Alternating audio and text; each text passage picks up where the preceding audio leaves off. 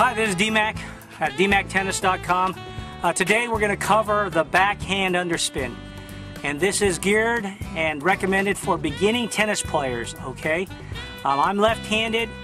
The same principles apply to the fundamentals of tennis, and so you'd be a right-hander. And watch my previous video on the proper grips, or the different types of grips, using the pencil as an indicator to learn about the grips.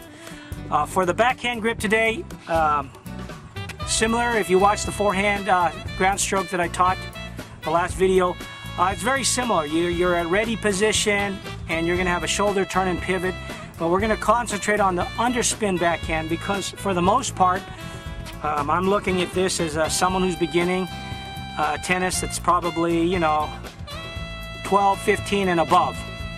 Now if you're younger, most of the time they're not strong, so they're using two-handed backhand, and that's fine too.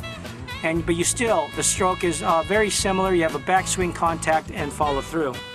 But in the case that I'm teaching here, the backhand underspin, it's a great way to start your backhand if you don't know how to hit, because underspin will help it carry over. Remember, as I mentioned in the last video on the forehand, you want to make your mistakes or your errors over the net, hitting 3 to 5 feet over the net. Of course, with an underspin backhand, it might hover over the net a little lower, but 3 to 5 feet is a good indicator, or at least benchmark, so that way you can keep the ball deep.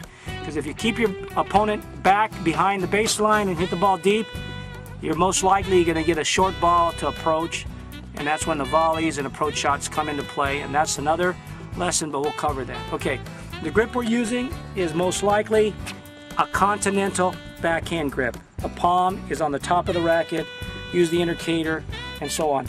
I kind of use in between an Eastern and a continental, all right?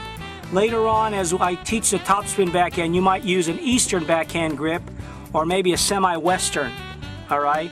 But today we're going to be working on the underspin backhand using a continental, between a continental and Eastern backhand grip.